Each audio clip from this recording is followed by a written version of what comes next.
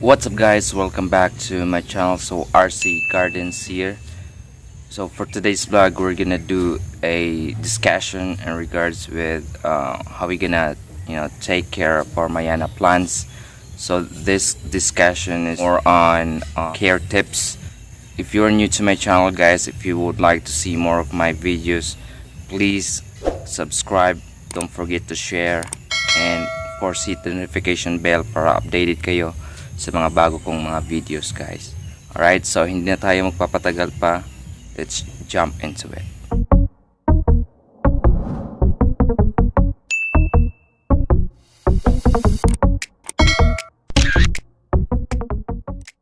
Let's begin with important care tips for Coleus o Mayana plant, also known as Plectranthus.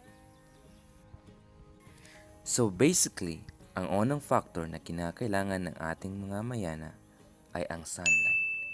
So alam naman natin na ang mga Mayana, it prefers indirect sunlight.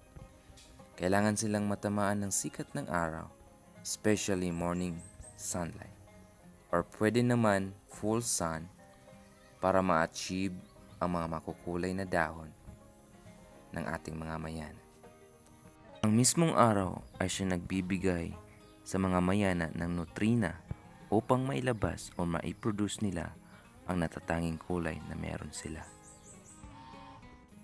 Ang pangalawang factor na kinakailangan ng ating mga Mayana ay ang tubig. Ang mga Mayana, it needs adequate water feeding. The best time sa pagdidilig ay early morning and evening time. Alam niyo kung bakit? Kasi yan yung mga oras na nauuhaw yung mga Mayana plant natin kasi babad sila sa araw, especially tanghali. And take note, huwag kayong magdilhig sa tanghali, especially ngayon summer. Sobrang init kasi magkakause ito ng pagka-stress ng ating Mayana. If ever nakalimutan niyong magdilig and you notice na lupaypay ang mga dahon ng mga Mayana dahil sa sikat ng araw, hayaan nyo lang kasi normal lang yan sa mga Mayana pag wala na silang store na tubig. Pero babalik ang sigla nila pagsapit ng hapon, and that's the time to give them water. Para sa mga full-grown Mayana natin, it's advisable to water them every day. Pero sa mga newly propagate na mga Mayana, 2 to 3 days ang pagitan bago kayo magdilig. Alam nyo kung bakit? Kasi if you overwater them, it will cause root rotten o pagkabulok ng kanilang puno o ugat. The best time sa pagdidilig sa umaga ay 5 AM. Bago sumikat ang araw, kailangan na naa-absorb ng Mayana ang tubig na kailangan ng kanilang katawan. The third factor ay ang pag-fertilize ng ating mga Mayana. Actually, ang mga Mayana ay hindi masyadong nangangailangan ng fertilizer. Based on my experience, basta may mataba ka lang lupa at you water them on daily basis, and of course enough sunlight exposure, may maganda ka ng Mayana. I only use organic liquid fertilizer at mayroon akong video patungkol dyan, check that out. And take note, huwag nyong i-over-fertilize ang mga Mayana dahil yan yung sanhi ng pagkawala ng kanilang natural na kulay ng kanilang mga dahon. The fourth factor is pinching or cutting. Ang mga Mayana ay kinakailangan i-cut or i-pinch. Alam niyo kung bakit? Kasi ito yung paraan upang magkaroon siya ng maraming sanga o branches in order for them to look bushy, not leggy. Ito yung mga example sa Mayana na leggy na hindi na na-cut or na-pinch nung sila'y bata o maliit pa. But since we make this Mayana as our mother plant, kaya hinayaan namin siyang lumaki.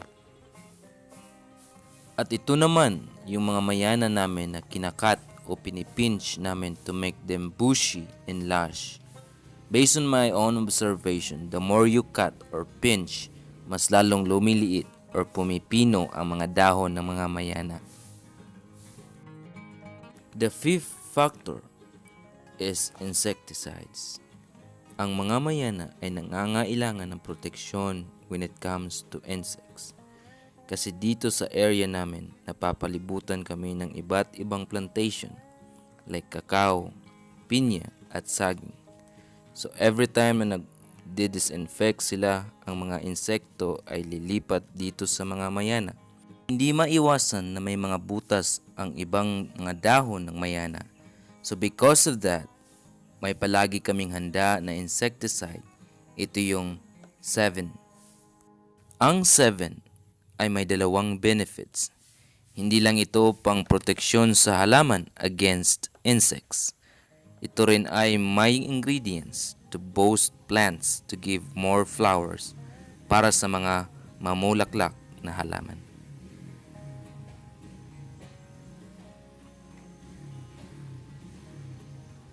Mga kagardinera, if you like my video, don't forget to share, like, subscribe, at i-hit na rin ang notification bell para updated kayo sa mga isusunod kong i-upload.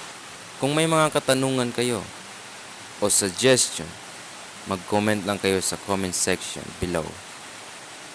Stay safe kayo lagi and God bless.